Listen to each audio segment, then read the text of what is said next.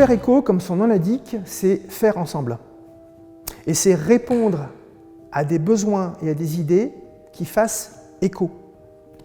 C'est faire du sur-mesure pour des personnes qui ont des problématiques liées à des handicaps moteurs en particulier.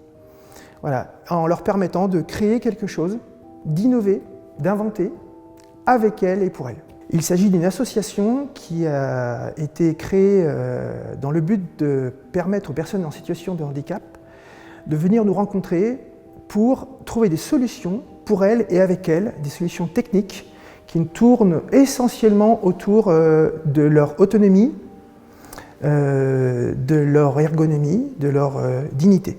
Alors le lieu, l'atelier dit Human Lab, c'est un condensé de concepts qui sont en fait le Fab Lab, le laboratoire de fabrication, mais à destination des aides pour des personnes, pour les humains, donc Human Lab, se situe à Pouzauges. Et la finalité, c'est de pouvoir fédérer les personnes qui pourront nous aider en tant que bénévoles pour créer des équipes qui sauront soutenir un projet particulier autour d'une demande particulière. Le projet est né de par mes recherches personnelles sur Internet il y a une quinzaine d'années. Il est parti d'une volonté de trouver des solutions pour des animaux qui étaient handicapés et qui étaient en bonne santé et qui avaient encore une possibilité de vivre longtemps avec un minimum de confort. Donc j'ai cherché, j'ai trouvé des choses en Espagne.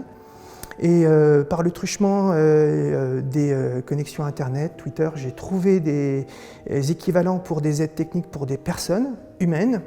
Une association qui est toujours existante en Espagne et qui se déplace avec du matériel très léger, démontable et remontable pour aider des personnes en Afrique qui sont mutilées par les mines antipersonnelles et qui retrouvent avec très peu de matières premières et beaucoup d'idées et de solidarité des solutions comme des prothèses légères pour les membres hauts et retrouvent une autonomie, évidemment pas celle d'avant, mais une autonomie substantielle qui change beaucoup leur vie.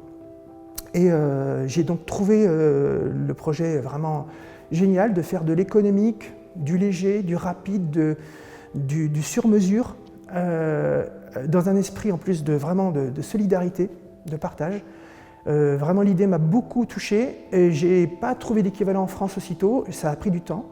Et puis par le hasard des rencontres et puis des découvertes récentes sur Internet, j'ai vu que les initiatives avaient émergé en France, dont une en particulier à Rennes, My Human Kit, et qui, après les avoir rencontrés, nous ont dit simplement « Chez vous, il n'y a rien d'équivalent.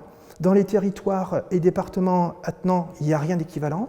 Les gens viennent de loin, ils ont besoin, on ne peut pas répondre à tout le monde, faites-le chez vous. » Alors le concret et le plus important, c'est qu'on va mettre à disposition des personnes un atelier dans lequel on aura à la fois des techniques liées au numérique qui sont du dessin assisté par ordinateur, avec des imprimantes 3D, peut-être plus tard des commandes numériques, mais en tout cas des systèmes qui sont très performants et rapides et maintenant connus d'un assez large public.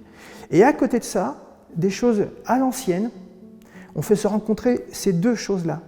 On pourra très bien faire de la couture pour des adaptations comme des gants en particulier, comme on pourra aussi faire du montage mécanique, électromécanique, de la petite soudure fine, électronique. Voilà. Donc on fait se rassembler ce qui existait et ce qui existe pour rendre performant et économique la création, l'invention d'une solution pour une personne en particulier.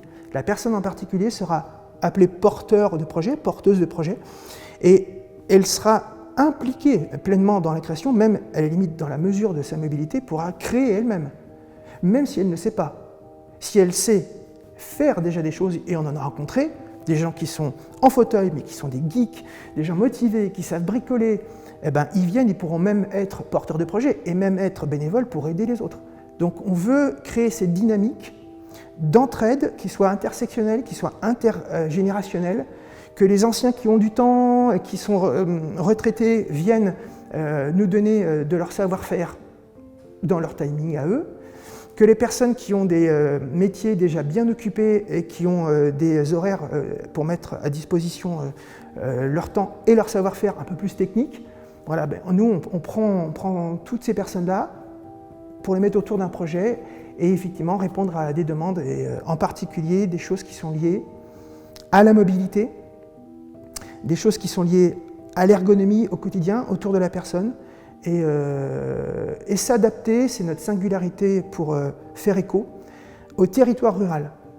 Voilà, c'est une initiative qui a émergé la plupart du temps dans des lieux de grandes villes, de métropoles, et qui a déjà cette culture-là, en fait.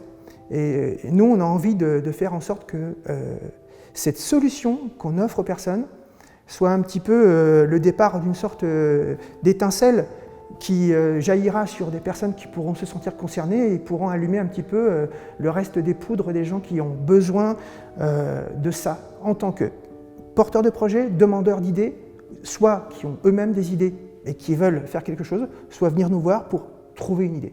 Utiliser les techniques nouvelles et anciennes pour pouvoir faire quelque chose au service de l'humain. On est dans une société qui demande de plus en plus à l'humain à s'adapter à un monde technique, souvent technophile, mais on a aussi un besoin de retrouver une humanité dans les choses simples de la vie, que les outils doivent être, et c'est le but initial de l'outil, au service de l'humain, et pas l'inverse. Et donc nous, on veut vraiment que ce soit le cœur du projet, que ce soit des humains au service du humain, et qu'on crée un atelier pour cristalliser ça. L'outil reste un outil. C'est ce sens-là, en fait, qu'on a envie de garder pour qu'on ait un lieu d'échange et qui soit fédérateur en termes d'âge, de compétences. C'est important de souligner le fait que j'ai envie de donner un sens aux choses que je fais et que j'aime l'idée de pouvoir donner l'occasion aux gens qui ont envie de donner un sens à ce qu'ils font, de venir nous soutenir. Alors, l'atelier est le local est à notre disposition, l'atelier est en cours de construction, on a aussi besoin de personnes pour le créer, c'est en train de se mettre en place. Je ne peux pas encore donner de date d'ouverture, c'est imminent. Ça sera, j'espère, rapide et très vite communiqué. Ça ne dépend pas de nous. Je pense que ça sera le cas avant l'été. Alors oui, on a un énorme besoin, c'est le besoin fondateur. On a besoin de rencontrer des gens qui sont intéressés par le projet pour créer un pôle de bénévoles, le nerf de la guerre pour toutes les personnes qui créent une association, et de manière à avoir plein de personnes qui pourraient se compléter, et aussi suffisamment pour ne pas les fatiguer et que tout le monde soit content de venir nous aider et travailler autour des projets. Donc ça, c'est vraiment important, important que l'on fasse en sorte que notre projet soit clair pour que tout le monde s'y retrouve. Donc dans les bénévoles, la liste n'est pas exhaustive, mais effectivement, on a besoin de gens qui touchent au bricolage de base, qui soient des créatifs, même artistiques, parce qu'on veut que ce soit des choses qui soient faites sur mesure, qui soient adaptées à la personne, c'est sûr, mais que ce soit esthétique. Il faut que ça leur plaise. Il faut qu'on ait des gens qui soient capables de faire du codage en numérique, sur ordinateur, qui soient capables de toucher à tout ce qui est la partie numérique informatique connue. Et aussi, et c'est la chose peut-être la plus importante, maintenant pour nous, c'est dans les coulisses le côté moins visible, mais des gens qui pourraient nous aider pour la compta, des choses qui sont liées au maintien de la vie de l'association d'un point de vue plus, on va dire, pragmatique pour le durable. Et puis pour le reste, de communication. De communication grâce à vous et grâce à la possibilité de rencontrer, suite à cette vidéo, des personnes qui pourraient transmettre par leur réseau l'information, en particulier pour les gens qui sont dans notre territoire ou environnant, dans une difficulté liée à leur mobilité, à des handicaps, visibles ou pas visibles, ou qui connaissent des gens qui sont concernés, pour leur dire qu'il y a des solutions qui existent d'une part, et qu'en plus, elles existent maintenant près de chez eux.